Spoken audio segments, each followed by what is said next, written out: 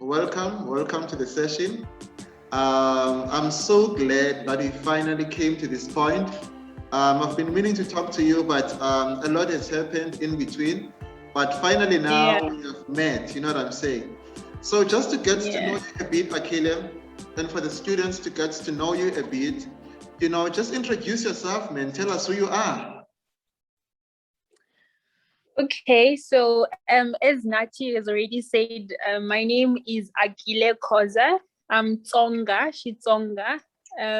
Originally from Bushbuckridge. That's where I grew up, but I completed my high school years in Limpopo in a school called Marinsky High School. I have two siblings, an older sister and a brother. And yeah. Okay, cool. So you grew up in Limpopo, basically. Yeah. Okay, Limpopo, how do you say, how are you in your language? Kunjani. Kunjani, no, Kunjani is Kosamos, right? Kunjani is No, we also use it, but in the morning you can say Avsheni and at night you can say Ripedin. Okay. So Akile, in your upbringing, is there anything that you can highlight? Anything miraculous, in your upbringing as you were growing up? Is there anything miraculous that you can enlighten us about? Miraculous. something an interesting thing about your upbringing, something that stood out that you will never forget. I would say is because I follow my brother, he's 3 years older than me. I grew up liking many activities that one would think are related to the male sex. But that somehow helped trigger my love for sports. Okay. So with the influence of my brother and his friends, I would play soccer, netball, all kinds of sport activities. So that somehow drilled me into falling in love with sports because of hanging around more with boys than females. Okay, interesting. So now let's go to your high school. In high school, just tell me, which crew were you in? Were you also in the sports crew or whatsoever? What were you known for in high school? Yeah, I was known for sports, and I would just share something quite personal. I'm very tall, and I was so. When I realized that I'm actually good in sports, I pushed myself so that I somehow had something that people would celebrate me for. Yes. So I wasn't in the cool group per se, but I was in the sporty group, which was also popular. You must have been famous, I mean, the sports was like, I'm sure you stood out there. Yeah, no, with sports, I stood out a lot. From high school and primary, I represented the province. So yes. Sports was one of my best things I did in high school. Wow, man, that is quite interesting. So tell me now, Akile, while you were in high school, where did you envision yourself in the future? Where you are now, is it where you saw while you're still in high school, or something changed somewhere? I from high school, I was good in maths and science, and coming from a township, when you're good in maths and science, you're already pushed in the career of studying medicine. And my mother wanted to be a doctor as well, but due to certain reasons, she couldn't pursue that career. So I always grew up thinking I'll be a doctor. So from high school, that's what I was working towards. And at the moment, I am studying medicine, but that happened after 6 years of BSc. Yes. Okay. Yeah. So since you're good in maths and science, you sort of, just tell me, the idea of medicine, was it an indirect influence of your parents' desires? Yeah, I think that played a major role in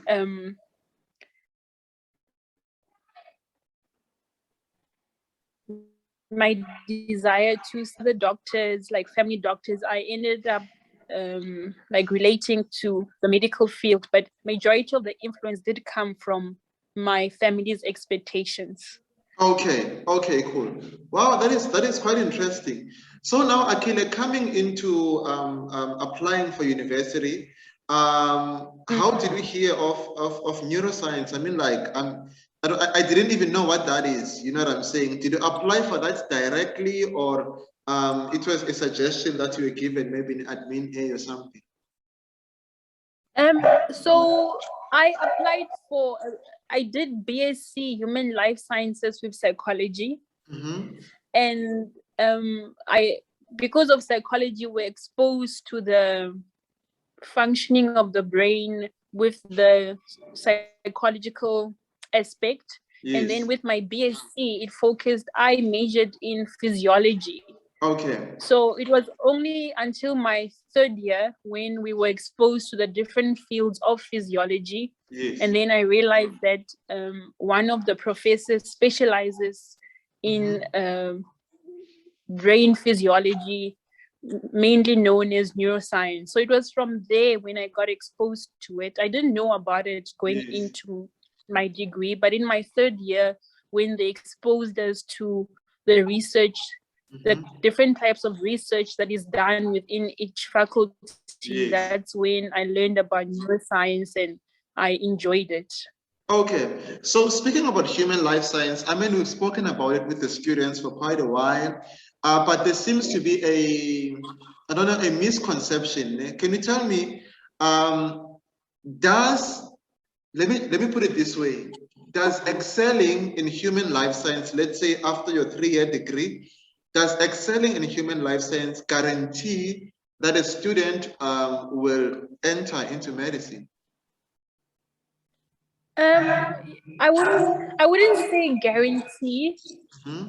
Like I wouldn't say 100% guarantee. Yeah. Because but those who did obtain good marks in the BSc, majority of them were accepted.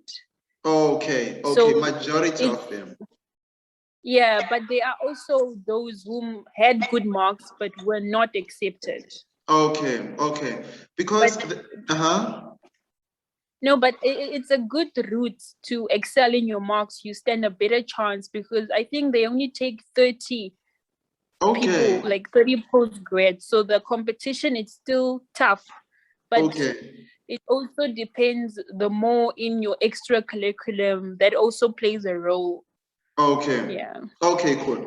So just tell us now, Akile, a bit about your transition, from high school to university. Were you enlightened about human life science, or is it something you just discovered? Honestly, I wasn't. It was actually my second option after medicine. So my mom helped with the application process. Yes. So she knew I wanted to do medicine. So BSc was just my second option. So I didn't really know anything about it. I didn't even know which modules I would do. I didn't even know what is expected of me or what I would do after having the degree. So I walked in blindly. Yeah. Okay. So now, Akile, can you kindly explain to us what in the world is human life science in simple words, such that someone's mom from Mpumalanga can understand as to what is this? So yes, can you please just do us that honor to just expose it to us? Let there be a public display of human life science. What in the world is human life science? In simple terms, I would say it's basically biological sciences. So it offers you a general background about the human body functioning, yes. About the anatomy of the human body, the different diseases within the human body, yes. And the different treatment options that are available. Yes. So it's most of it is very theoretical and research based. So it's actually gaining knowledge and about different types of biology streams. Okay. So you have I know some of my friends that did human life sciences, they specialized in microbiology and genetics and biochemistry. So I would say human life sciences is just a combination of different types of biological sciences. Okay, cool. And so now, so now coming to neuroscience, I mean, like, that term for me is so interesting. I don't know why I'm so intrigued by it. I think maybe it's the neurons or the nerves that we learned about in grade 12, you know. So can you just explain that to us as to what in the world, you know, goes on there? I mean, can you just kindly lay it down to us as to what exactly is neuroscience? Okay, so sorry. It's okay. Different universities have a different name for it, but at Stellenbosch, it's under the physiology department, and physiology is studying the functioning of the human body. So with neuroscience, we were part of the neuro research group. So we were mostly focused on neurons, and our target was learning about Alzheimer's disease. I don't know if your students know about it. Do you guys know about it? They said no. Yeah, but it's you know, when old. They did talk about it, Swiso. Do you still remember it? Okay, just come. Just come. Swiso remembers it, but she's shy to come now. I don't know. She doesn't bite. Just come. Maybe she's gonna correct you. Come, Swiso, come and tell us about it.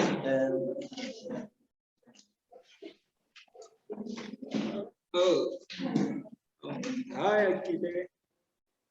Hello. So, yes, in matric we did learn about Alzheimer's, but it wasn't explained in detail. You see, so yeah, we do know about a thing or two about it. You know? Yeah. Okay, you can share some. I do know that people with Alzheimer's, they tend to forget because their brain is eating away, is depreciating. I don't know what's the word for it. They tend to forget. Some even forget the people that they knew. You know. Yeah.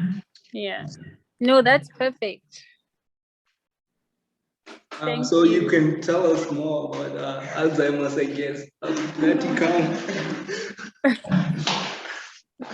Okay, so if you were a teacher, Akile, out of 100, how much would you give Swiso?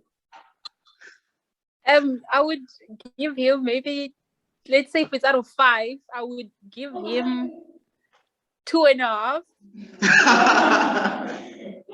Okay, you know, because so you tried, Swiso, you tried, right? So he tried. Yes.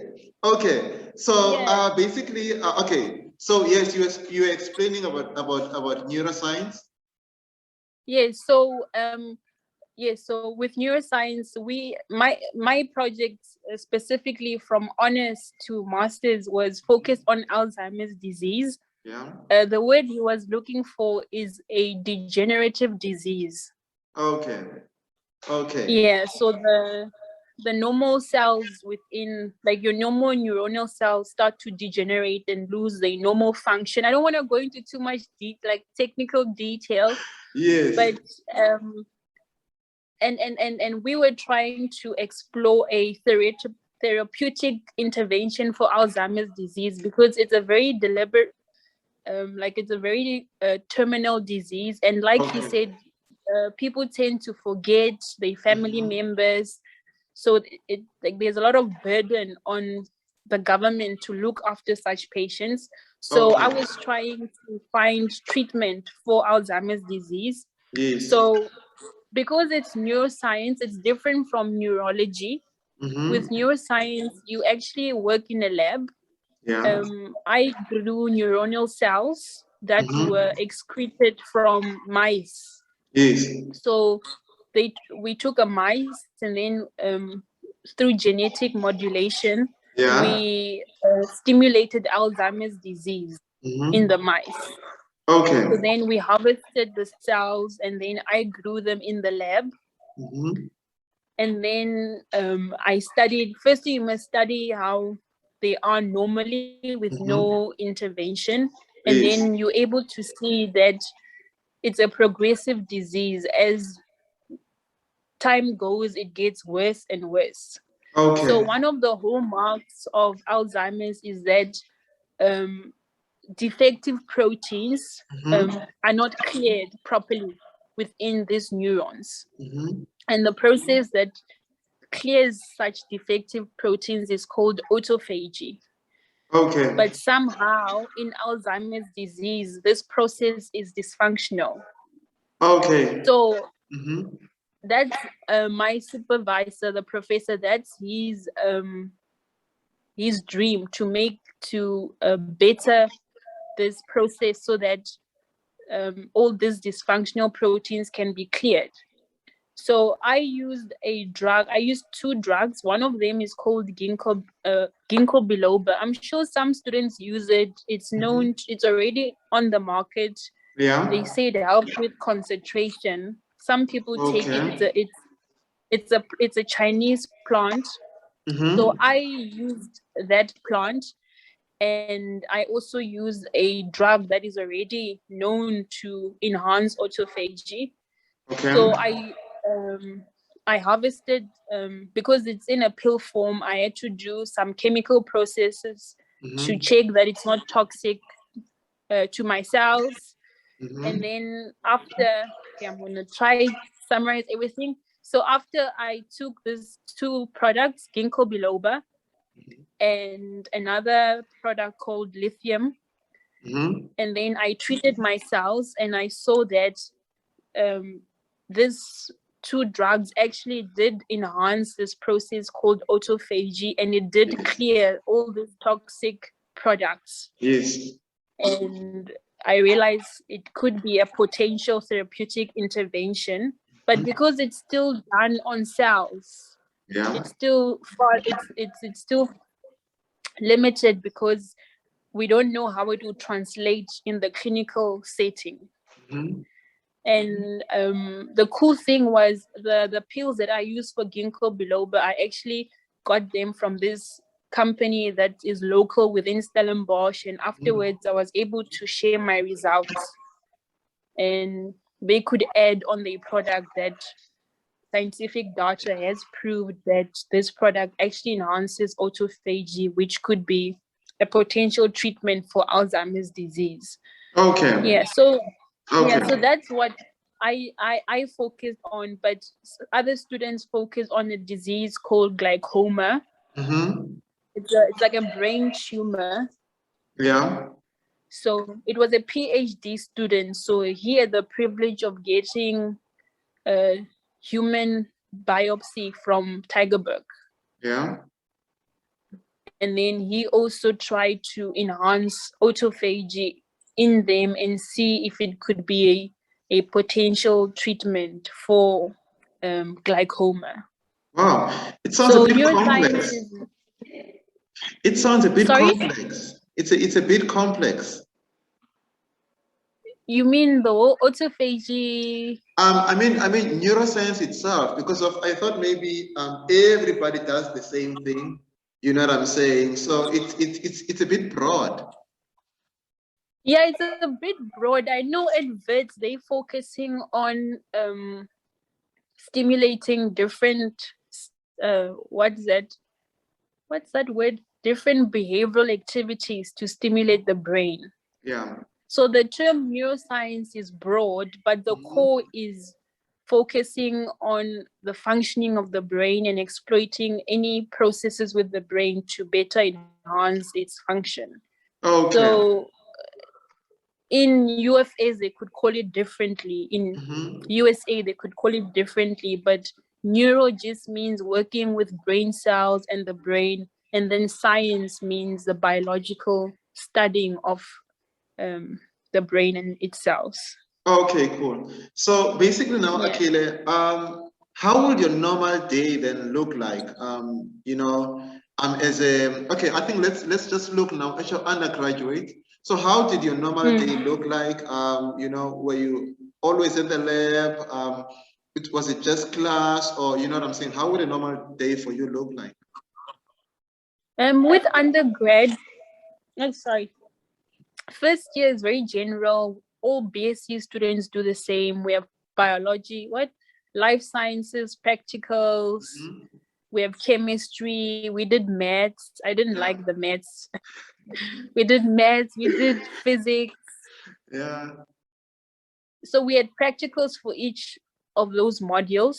And then in second year, that's when each field started to differentiate. So we're exposed to subjects that are more related to human life sciences, like genetics, biochemistry, microbiology, also practicals. And then third year, that's when you got a opportunity to choose what you want to specialize in. I did physiology. So there we were exposed to the lab. So we would have a subject called histology, where we actually viewed the samples were prepared beforehand, but we would come in and view a specimen on a slide under a microscope, and would have to identify the different type of cells that we see, the different type of organs, and related to its function. So that was third year, and a lot of theory. But once you get to honors, you get very busy if you are gonna specialize, let's say in physiology, neuroscience, or in immunology, whatever. Or if you specialize in cardiology. So in fourth year, you start, in honors, you have a thesis that you must write up. And in the same time, you must attend class and write tests. So I think honors was my toughest BSc year. Because we were expected to now be scientists, mini scientists and researchers. And you have to manage your own time. There is a timetable, but there's no timetable for your thesis. You must make time to write it. You must make time to do the experiments in the lab. So I would come in 8 to 5 class. After class at 5, you have to do lab work. It would last even up till 12 o'clock at night, because you're working with cells. You can't tell your cells, oh no, I'll see you tomorrow. They literally like pets that you look after. So honors was very hectic. A lot of lab work, conferences that you're exposed to, research conferences. Because once you go into postgrad BSc, research becomes your core. So they have to expose you to different research organizations. And then masters was, you don't write tests anymore. You just do your thesis. You have a project that you must complete in 2 years. You have certain aims that you want to meet. You must write up a thesis. So, and the level of expectation is higher in masters. You must master your technique. You must master your work. So that took a lot mentally. Because you must do new techniques. In honors, you do techniques that are already existing because they're trying to teach you some new skills. But in masters, they expect you to explore into some form of new technique in the lab. So I was in the lab for almost 8 hours every day. And because I was working with neurons, they don't behave like any other cell line. They need some special attention. So I would work in the cold room. I'm sure your students have heard about cold rooms. It would be like minus like -4 degrees, and I must work in the dark because some of the techniques I use are immunofluorescence. So they shouldn't be exposed to light. So I'll be in the lab for 8 hours. And that was completely against my personality. I'm someone who likes working with people. Yes. I like interacting with people, but doing my master's, it was just me, the lab, and my cells and my experiments. Most of the time, the experiments do not work. You follow the book, step 1, step 2, step 3. It doesn't work, but that's what a master's is for.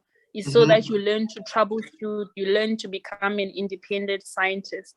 So yeah, so with masters, that demands a lot of personal determination. You must really want to be in this field because many times it won't work, but you must have some form of motivation to tell you to keep going.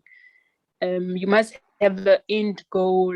But my supervisor played a big role because he was really in love with the work, very supportive, with a supportive team. So you work as a team. So there are different research groups, and each research group offers a lot of support. Yeah, I hope I was able to give some light into what a BSc entails. Yes, that was quite informative. So thank you so much. I just wanted to give you a follow-up question now. I actually have got 2 questions from what you've been saying. I think let me start with this one. Can you differentiate between neuroscience and neurology? I'm not that much yet exposed to neurology, but with neuroscience, you're not gonna work with patients. Oh, okay. You're not really gonna work with clinical samples. Yes. You're a scientist, so you are the ones that do an experiment with cells or with rats, and you try work out different techniques to improve the already outlined guidelines. Yes. So it's very much lab intensive work. It's like some pathology you spend with neuroscience. Well, I'm speaking within the South African context. I don't know how it is overseas. But I remember I asked my supervisor, so, okay, after all this knowledge, what's next? Then he's like, you gain more knowledge and you solve more problems. Yes. But you're not going to work with patients. You will be exposed to mainly experiments within labs.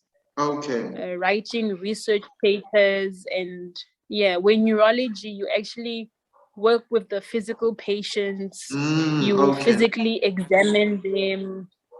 You can prescribe medication. With neuroscience, you don't prescribe any medication. Oh, okay, I see. So coming now to the transition that you took, from neuroscience to medicine, would you say that you feel like you are actually where you're supposed to be? At the moment, with what I'm exposed to, I would say yes. I remember with my BSc would learn maybe about HIV. Yes. And then we would learn about how the virus works, how it affects the body, and all the treatment options available for HIV. But that was it. But let's say I specialized in, like, I did my master's in HIV, then I would take different cells and study more about HIV. Now with medicine, I actually now know how a patient with HIV will present, how I would help them, and you can have a relationship with a patient with medicine. Yes, that is quite interesting. That for me is compatible. That's compatible with my personality. Someone whom is a people's person, whom wanted to apply the knowledge. I feel better suited for medicine. So the work is not different. I always say the work is very much similar. I'm still applying a lot of my knowledge from BSc, especially because I studied further in physiology. Yes. So with medicine, there's always physiology that we do. And I always grasp the work quicker because I did physiology. The only new things I'm exposed to is the clinical stuff, like how will a patient present, how will I help them. Yeah, but the BSc in medicine, for me, it's more or less the same content that we go through. But obviously with medicine, you become a professional, so they need to train you, and you have more skills, but different sets of skills. With BSc, you have skills of lab work and how to be a researcher, how to present your work. But now with medicine, you're acquiring different skills as well. Yeah. Okay, I'm actually glad that the information you obtained from the science faculty, you were able to successfully apply it in MBChB. Right. The reason I'm asking this question is because a number of students apply for MBChB straight from high school, and when they are not accepted, it becomes a bit of a life-shattering decision, or life-shattering outcome to them. So actually seeing the journey that you have taken, in BSc, human life science and neuroscience, and now coming to MBChB and being able to apply that knowledge successfully, I think that is a success actually, So if you look at yourself and the people who are coming from high school, let's say a person had an average of 90%, for example, from high school, and they were accepted, in MBChB, and looking at yourself now, would you say you are more equipped compared to that person? Yeah, to be honest, with my classmates that come straight from high school, they mostly are asking me for help with schoolwork, So I realize I'm better equipped to handle the workload. Yes. Better equipped to really, because that's the thing. BSc, you're taught to be technical, you're taught to be analytical, you're taught to think outside the box. Yes. So with that exposure, I'm able to grasp the work better, quicker, especially when it comes to application questions. I can easily apply myself. So I would say from my counterparts who got 90, some of them are failing, Oh my God, yeah. Some are failing because the transition from high school to university is very much different. Getting an A in maths does not mean you're gonna succeed in university. University has other skills that are required to successfully complete. Yes. I'm just gonna. Do you guys have any questions? Okay, so there are students with questions, right? So Erica is gonna come first. Hi. Hello, Erica. How are you? Good, and you? I'm good. I hear that you were in the Miss SA finalist. So can you please tell me more about the Miss SA journey? Oh wow. Okay, that was in 2018. Yeah, I grew up watching Miss SA. I think most girls have, and then I always imagined myself one day being on the stage and actually wearing the crown, and my heart is really for the general public and to use my set of skills to impact. So I thought Miss SA would give me the platform to live out many of my desires. So I entered 2018. It wasn't easy, especially because it's the year I was doing my master's and I was always in the lab. I wasn't exposed to people. So the transition to doing Miss SA, where you're in the public face and you're expected to be on social media, which are things that I didn't really do. So that was the biggest challenge, like social media, being in the public face and having to, share your life with others, and especially within the social platform. But it was great. I learned a lot about myself. grew a lot. I had a lot of self-discovery, especially because with Miss Essay, they're looking for a leader. So you have to know who you are, what you stand for, and what you have to offer. So many of the times I always had to be in tune with who I am, why I joined, and what I want to use the platform for. I made a lot of friends. I got a taste of a little fame, and I had to learn to be humble within that space. The temptation to change was always there. With Miss Essay, if you wanted you could wear any type of clothing you wanted, they would pay for it.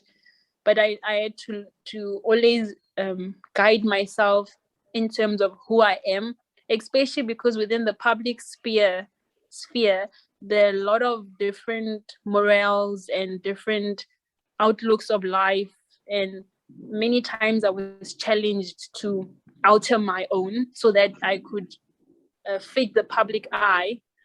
But many times I had to come back and say, but this is not you, this is what you stand for. I don't know if I answered the question. You did. So what would you tell a young girl who wants to join Miss SA? I would say if it's really her desire and her heart is not for herself, and her heart is to use the platform to empower others with her story, I would tell her to go for it. But I would say before she does it, she must have a lot of self-discovery, who she is, what she wants to do with her life. Because let's say you don't win, afterwards you need to have a life to go back to. You need to have certain things planned out that you can live out beyond Miss Essay.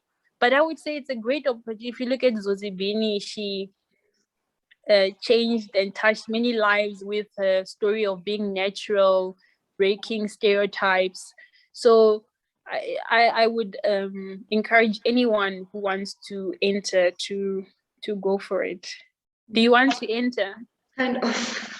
I don't know, I'll just see. No, go for it. Go for it. If you say so, and then I will. Okay, my other question is, do you feel like you wasted your time doing neurosciences? No, obviously the dream is to go from high school straight to medicine. When I didn't get in, I was really crushed. Like, I was one of those students, medicine or nothing, and I was in matric, I was provisionally accepted, but after matric, I didn't get accepted. I think I got very depressed, and having to go to university and meet my other friends who got into medicine, because with first year there's this welcoming week and you guys are all together. That was very tough. So within that, I felt like doing a BSc is a waste, but now I believe I would still have chosen the same journey, because of who I am now. Throughout my BSc journey, I've gained a lot of skills and knowledge. So within itself, BSc is a rich subject to learn and acquire certain skills, especially analytical skills, problem solving, time management. And I got exposed to the speaking techniques because I had to present my work. And I believe I'm a better person now than when I even wonder if I would have made it, if I would have coped with the level of work I'm exposed to now. I wonder if I went straight from high school, if I would have been ready. So no, I don't regret have done my BSc and studying further until masters. We have someone who did his PhD and he's now doing medicine. He's in my class. And if you speak to him, he's not in regret at all. So would you say that you didn't work hard in high school because of you didn't get into medicine?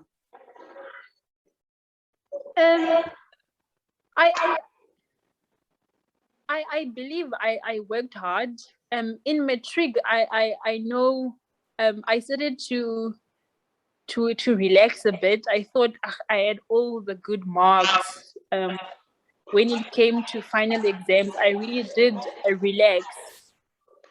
But at the end of the day, I believe that the things we go through in life don't just come by chance. There is a reason why some people go through the journey they went through, in order to reach their destination. So obviously working hard does help you get the good marks, and possibly maybe I would have gotten in.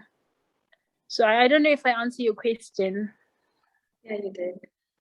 Which career in the BSc, would I do for me to interact with the patients?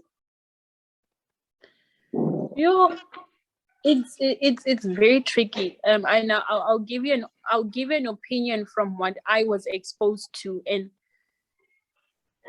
many of the basic degrees limit you to lab work. I'm gonna be honest and upfront with you. So many of the basic degrees limit you to lab work. So that's something you must be prepared for. But we do have, I remember with someone in my department who did BSc but became a sales rep. Like, those people who sell medication to hospitals. He did that. So he interacted with doctors and hospitals. We have someone who became a health presenter using his BSc degree. So the thing with BSc is it offers you a set of skills so that you can do something else, But majority of the jobs are limited to lab work, or you can be a lecturer. That's another option. But to work with a patient, if that's what you're looking for, BSc won't really get you there, Yeah. So how did you deal with the rejection before getting into medicine after high school? How did I deal with it? It took a long time. I remember when I did my first year, I was so frustrated that I didn't attend class. I didn't study because I thought, what's the point, But by God's grace, I still passed. I remember most of my friends were shocked. Why are you passing? Because I was so hurt. I didn't see the need to give my all. But what actually happened is I fell in love with physiology, and I fell in love with psychology, and I saw, wow, although I'm not doing medicine, I'm actually enjoying the content. It's very stimulating because you will learn relevant work. You will learn what happens when you eat an apple biochemically. You can actually share the knowledge with someone else. You understand genetics, like how certain diseases are, inherited from your parents. So the work was stimulating. So I actually got to a point, that's why I studied further. And so that helped me get over the rejection. But the main thing was turning my sorrow to the Lord. I remember I joined a church called Shofar, and I was able to share my story with one of the leaders there, and I shared the terrible rejection that I went through because of medicine and how I feel like a failure, and there was so much expectation from back home, and now I'm just an average person. But that's why I say for me, my journey was different, because I realized back then my studies defined me, getting good grades, doing medicine defined me. And without that, I was nobody. That's why I was so crushed. I would have probably been an arrogant fool of the himself person had I went straight from high school to medicine, because I thought I was the best in everything. I am smart, you know. So the rejection humbled me. It exposed where I put my faith. It exposed that I don't know if you're a believer, but sorry if you, but it exposed where I put my treasure, which was in my supposed talents, you know. So meeting Christ that year and just letting go of all the expectation and forgiving myself and so after I got rejected, I never applied again. I know some of my friends applied from first year. I literally fell in love with the BSc, that medicine was out of the mind. I played netball, you know, I played for SA netball.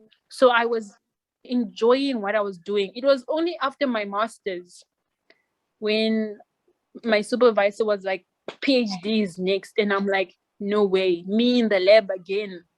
I can't. And although I always enjoyed the content, but I didn't like the lab work. I didn't like writing articles, you know. I didn't like writing a thesis. It wasn't for me. So I remember I would be so frustrated being in the lab, you know.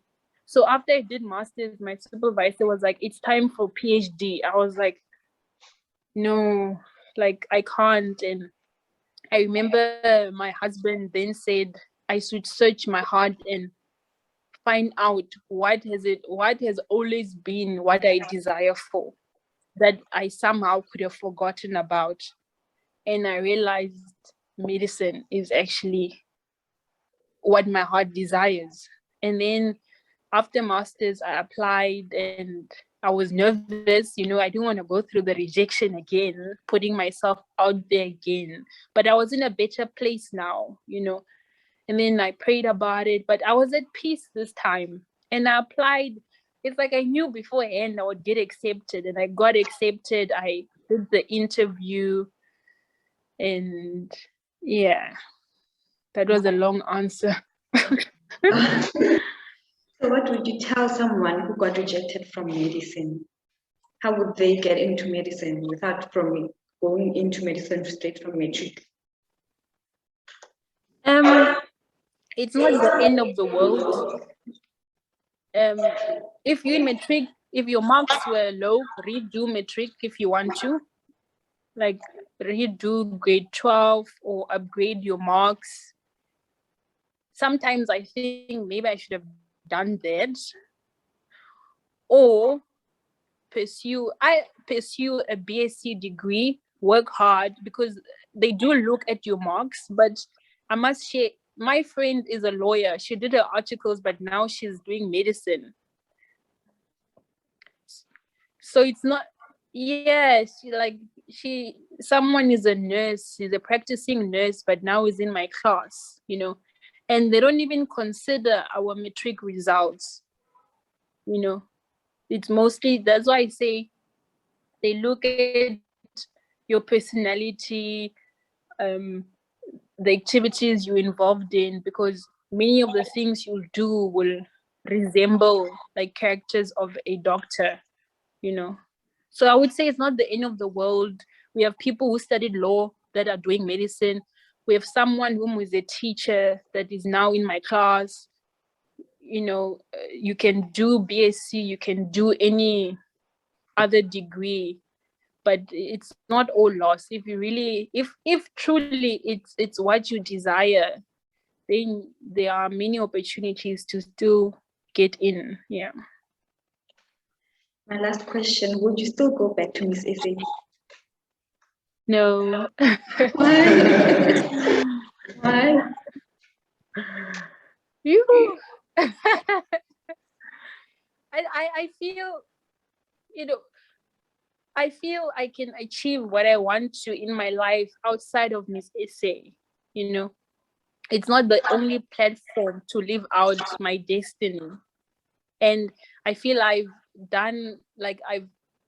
discovered who I am now and what I want to do with my life, you know.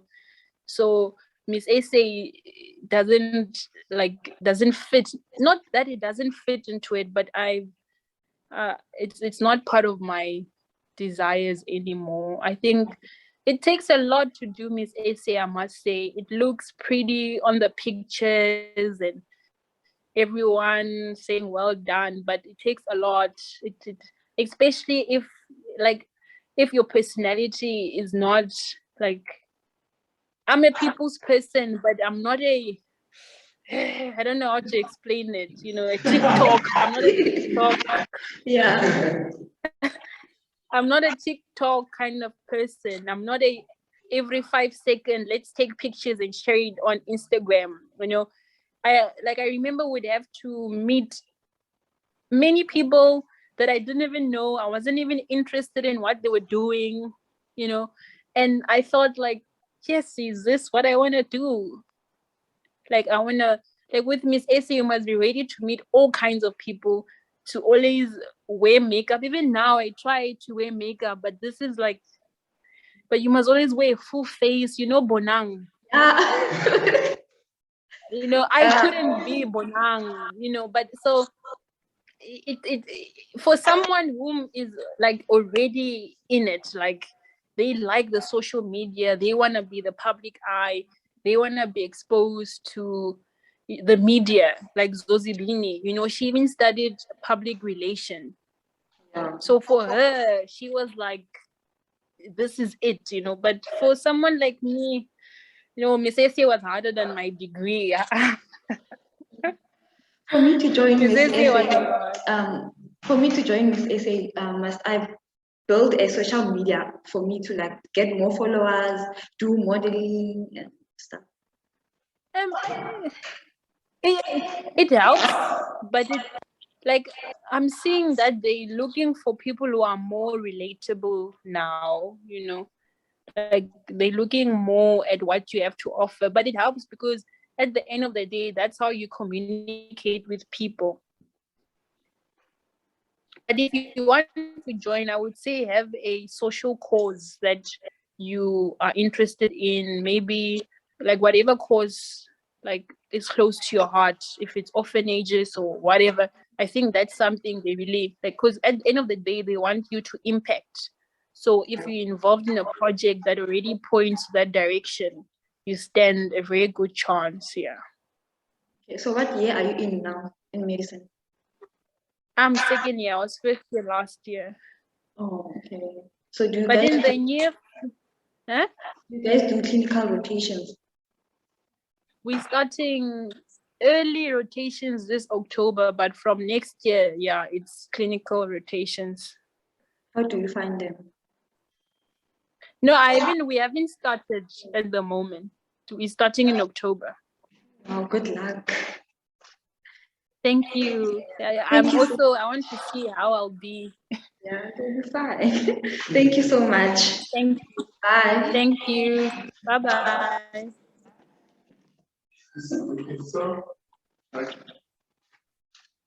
Thank you so much, Akile. Thank you so much. We really, really, really appreciate your patience and your detailed explanations that you gave the students. You know what I'm saying? That was amazing. You know what I'm saying? I don't know where you got all that information, but honestly, that was really informative. You know what I'm saying? So just to wrap it up now, Akile, can you kindly say your what would you like to say to the youth of South Africa, to the youth abroad, to the youth everywhere, actually? Can you just give your last words to everyone? You know what I'm saying? Yes. So if you're given a mic or you're placed at the epitome of everything and they say one statement or whatever, what would it be? I should have thought about this one, but I will speak freely. I would say that like the world has many prescriptions, and yes, the world has laid out many things of what is expected of us, what is the right choice. But from a young age, I would say it's very important for one to discover what makes them alive. What are they passionate about? And if there's no money involved, if there's no expectation involved, who would they be? And they should find that out and live it out. And also that nothing is impossible. Literally, time is not a factor. You can achieve everything that you put your mind to and you believe is possible. And that they should believe in themselves, not be a victim of fear, not to be scared to go out and try new things that were said beyond them or are impossible. But go get what you want, go do what you want, but let it come from the heart. Don't let it be superficial, because at the end of the day, passion and a love for what you do is what will last and what would outlive you. It's not about the money. It's Wow. That's what I would say. Thank you so much, Akile. We really appreciate those words. I trust that they'll reach a lot of ears, and they'll be implemented accordingly. Thank you so much for your time, and we wish you all the best for your medicine. So I think now I must change my contact name for you. I must just write Dr. Akile there. You know what I'm saying? Because, so thank you so much, Akile. We really, really appreciate it. Do stay blessed and enjoy the rest of your night. Thank you for having me. Bye-bye. Bye. Bye.